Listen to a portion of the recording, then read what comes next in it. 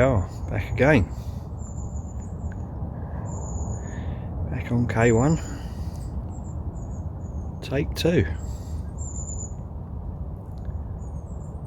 Sunday afternoon. It's not too busy, which is nice. There's about 3 or 4 on, I think.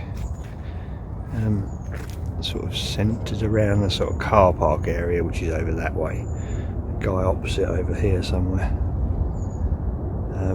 Nobody down that end again. That doesn't seem to get fish very much, that end. I've just been down there and had a good look for about an hour. Not seen anything, but I'm not seeing anything anywhere, so for now I've dragged the barrow around into the swim I fished last week. Just because it's on sort of an outside, almost like a little point, a little bay here, and as such it gives you quite a lot of the lake. You know, you can sort of fish, like this lot. You see, sort of, wrapped round in front of you. You get quite a lot of water to fish, so it was nice. Planes are landing, so they shouldn't be too loud. That's a big one, isn't it?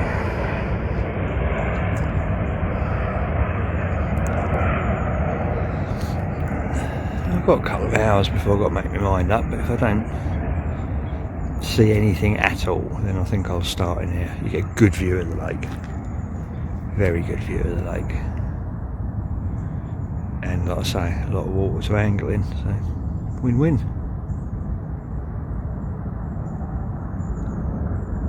Proper nice autumnal day as well.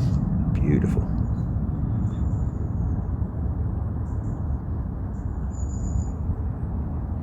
So hopefully this week we'll be bagging a few whackers. Apparently it's not fished very well since I left. There's one swim that's done a few fish. I think that's been about it. Right, anyway, let's get something going on here. So there we go, 3-rod angling. Couldn't film any of the setting up because my camera is right at the bottom, very, very bottom of that lot, in the underbarrow bag.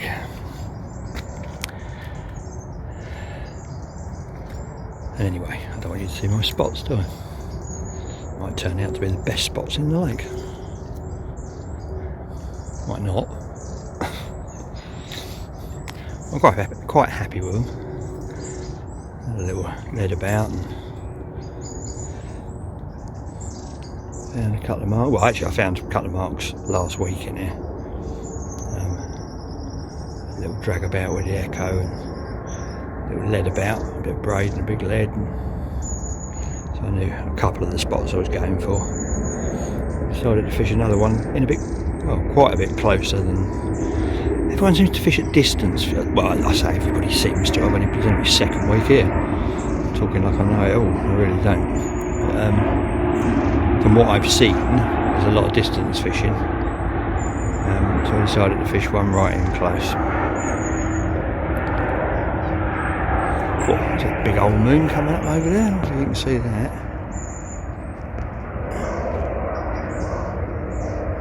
Trying to get back of the trees there. So we can do a bit with that light. Oh, no, wrong way. There we go. Getting handy with this phone now, aren't I? It's got amazing video on this phone. It's got 3 different lenses apparently, so you don't have to zoom in. You can pick that lens, or that lens. Posh, eh? Yeah, it looks like it's practically a full moon, which will be well handy. I do like a nice full moon.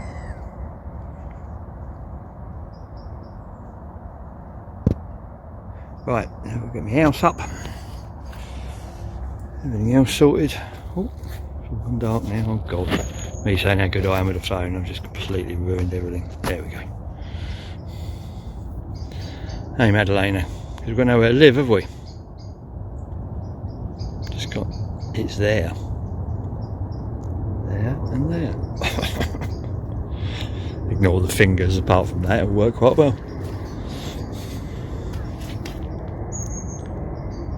We've got our own bucket, look. For swim saving. Got to have your name on it, so we've got our names on it.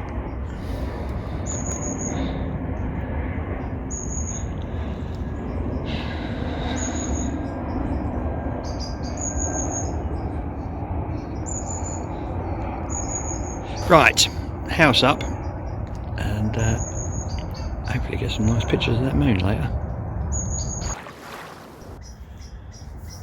Morning. Well, it's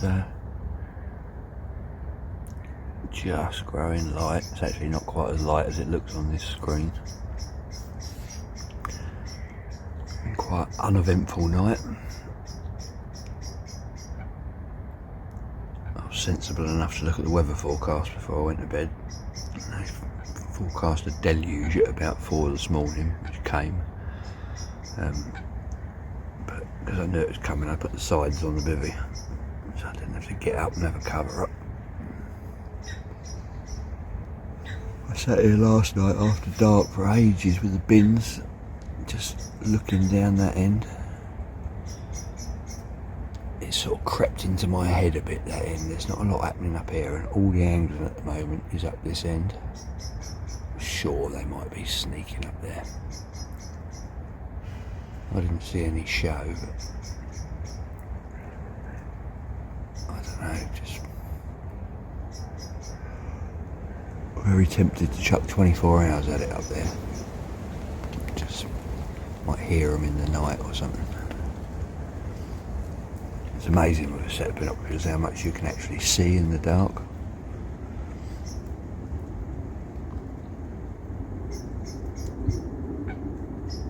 You know, the bigger the lens you've got at the front, the more light it pulls in. It looks like it's pitch black, and you look through your bins and you think, oh, you can actually see tufties and stuff down there.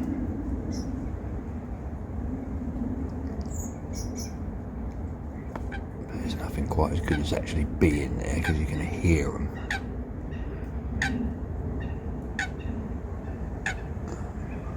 All the local legend seems to suggest that in the autumn time they're up this end in this larger bowl area, which is where the captures have been and where I had mine last week, where I see them all. But I refuse to believe that some fish don't sneak up there. Just because of the lack of angling pressure, really.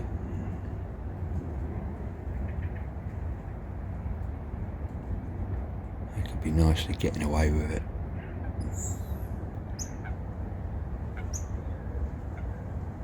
I don't know. We'll see.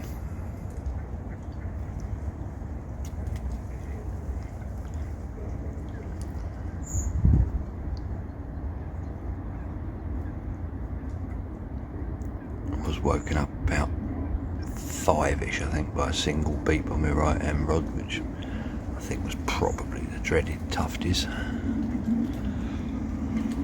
But I've been sat up drinking tea and watching since then. Don't know what it is now, about something past 6.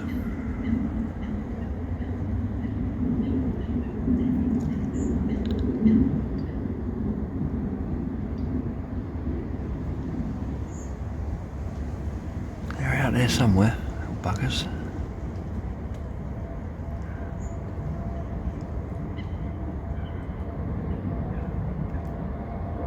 We'll find them.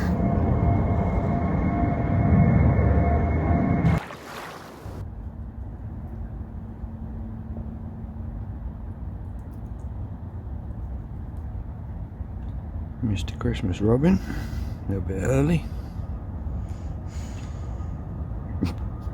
And her roughing away on the bed there is Madalena, thinking, please let me chase that robin, Daddy. But she doesn't realise if she chases the Christmas robin, she won't get any Christmas presents. She'll be on the naughty list.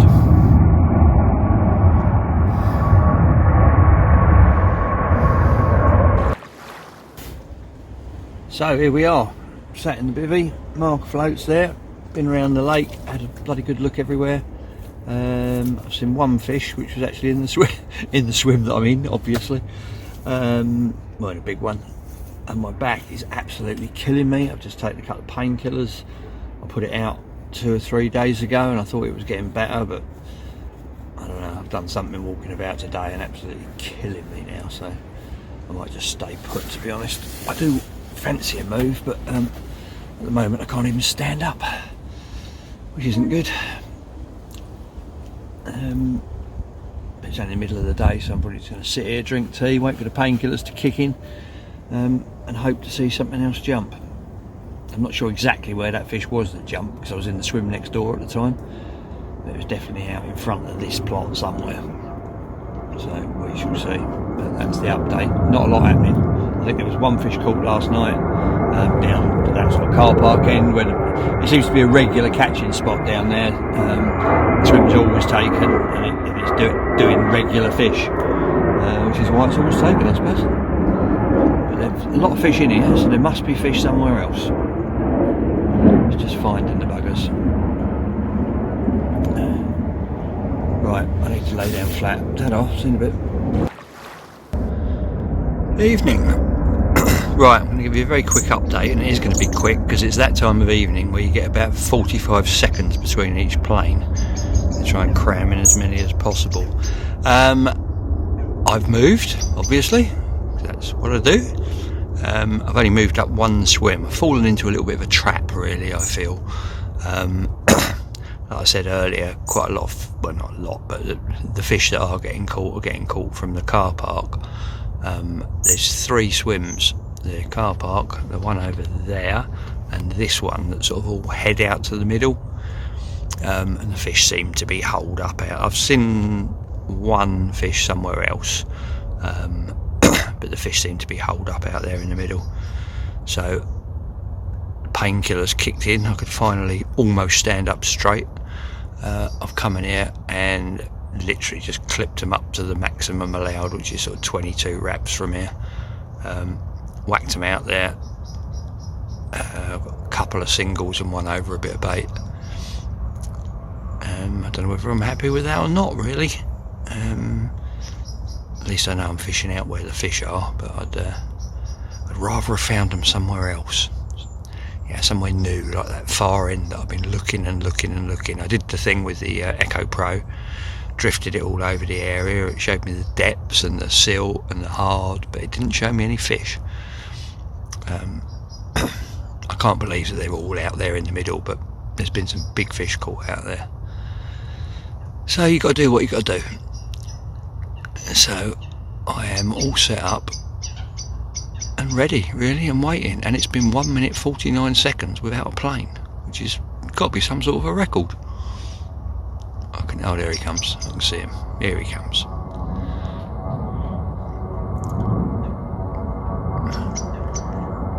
But yeah, hopeful for the night. Like I say, most of the bites out there have been at night or very early morning. And I will speak to you all soon. Ta-da! Well, that was a very odd night. I don't know if you can notice, but I'm back where I started. Last time I spoke to you, I'd moved next door. Something woke me up about 1 o'clock in the morning. And this time of year, if I wake up in the night, I usually get up for a little while, because that's definitely the best time to see fish showing. I sort of swing my legs out of bed, put the kettle on, roll a fag, and sit and look at the lake for a little while. And I saw a fish within a minute round to my right, and then I saw another one, and then a couple of minutes later I saw another one. I thought, oh, this is just absolutely typical. Just let that plane go past.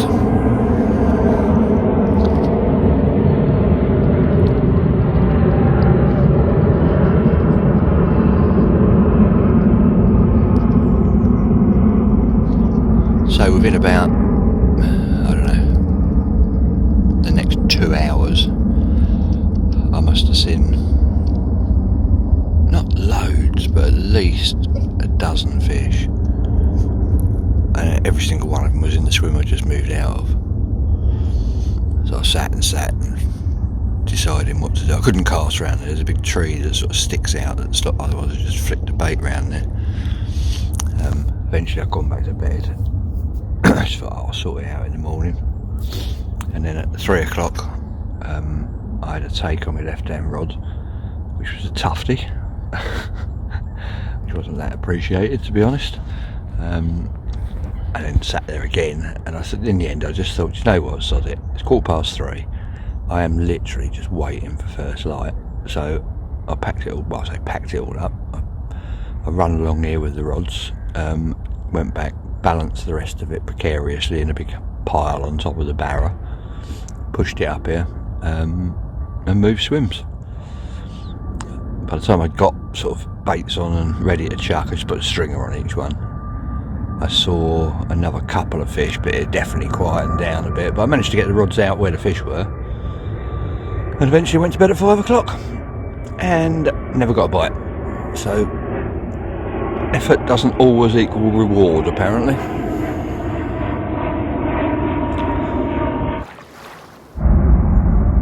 Right, I'm going to be quick because I've tried doing this little bit of video about 10 times, and every time I get into it, a plane goes thundering overhead.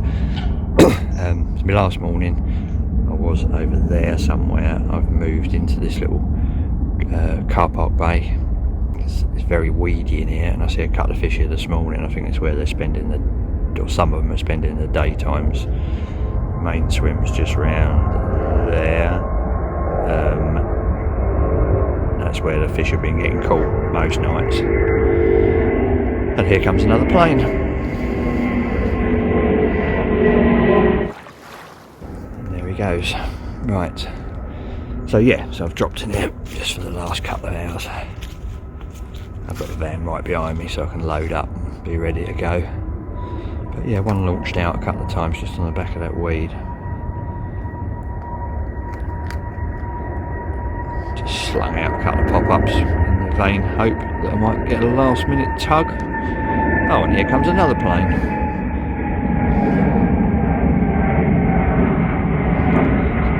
Some days they're on various different flight paths, but today they are right above me, which does make videoing quite hard.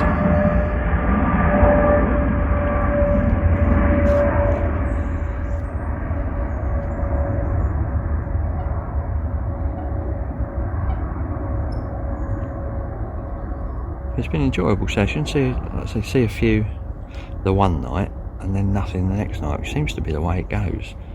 They have a night of showing and then a night of nothing. But I'm getting into it. It's definitely getting under my skin. I find myself a little method, a little niche, and hopefully start banking a few. There's certainly in here some big old lumps in here.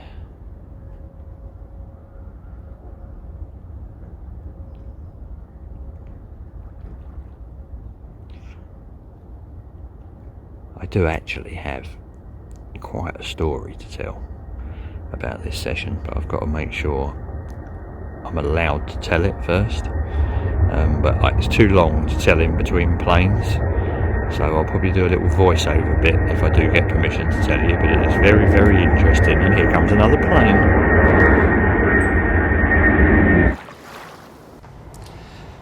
So, here we go. The backstory to what must have been one of the most bizarre occurrences I think I've ever had while carp fishing. And I would imagine it's probably quite unique because I've certainly never heard anybody else say it's happened to them before. So, I was doing my session on the far left-hand side of your screen, far bank, and behind the trees opposite there's a path, a little muddy path, goes up to a locked gate at the sort of top right of your screen. You go out the locked gate, along a public footpath between this lake and a big lake on the other side, back in a locked gate into here where I am now in the car park, where I've decided to finish off my session just for a few hours. So anyway, yesterday sometime I think I was going to the shops, so wound in, walked along the path, unlocked the little gate, walking along the public footpath, and I've seen some litter laying across the path. I say litter, it was like bits of cardboard and that polystyrene packaging that seems to get everywhere like snow. So I thought, well, that looks a bit untidy, I'll clear that up as I go past. So tied the dog up, went to pick it up, looked down into the big lake, and in the margins there's the remnants of the cardboard box that's created the litter, and there's, I don't know, let's say about 8 more complete cardboard boxes, all taped up.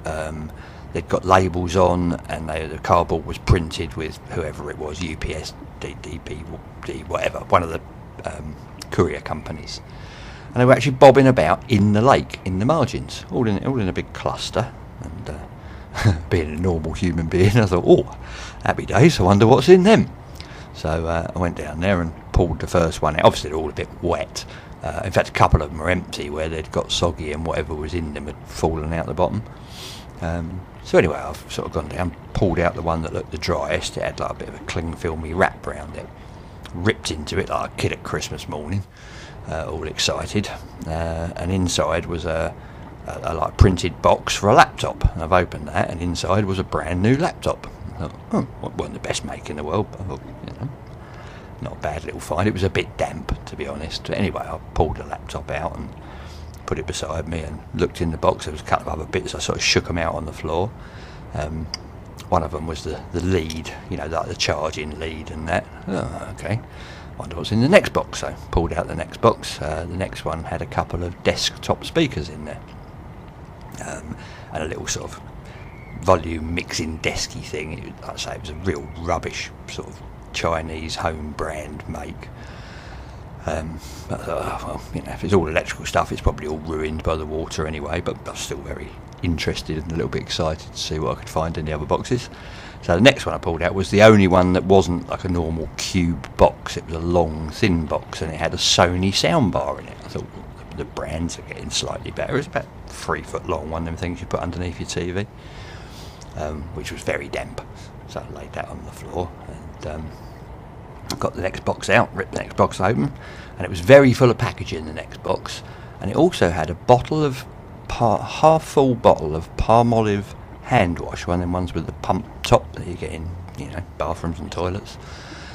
I thought, that's a bit weird. And it was parcel taped to a single tube of toothpaste, a little bit crumpled, which worried me a little bit because I've seen these sort of things on the telly. And sure enough, as I turned it round, there was a mobile phone also taped to this little package with a couple of wires coming out and going into something. Well, I don't know if it was the bottle or the toothpaste, but whatever. And I thought, I know exactly what that is. That's some sort of a IED remote controlled bomb type affair. So I very gingerly laid it on the floor in front of me and sort of re-evaluated my options. I thought, I don't know if I want to open any more boxes. And I stepped back and I looked at the other thing that had fallen out of the laptop box, which I took a photo of, which I will put up now so you can see exactly what I'm talking about. And that was, as you can see, a block of something unidentified, wrapped in parcel tape, a mobile phone, and some black electrical unit strapped to the side. And I thought, this is proper dodgy, I don't want anything to do with this. So I beat a hasty retreat and I bumped into a bailiff in the car park when I got around this side. I informed him and said he ought to phone the police or something, and he did that. He phoned up the chain, if you like, and eventually, a little bit later, scarily, the police didn't take it very seriously to start with, but once they did, I think I sent a photo actually, once they did, the place was just invaded. There was an articulated lorry with bomb squad in there, and one of those remote control, like little robot things, like a little mini digger that they send out.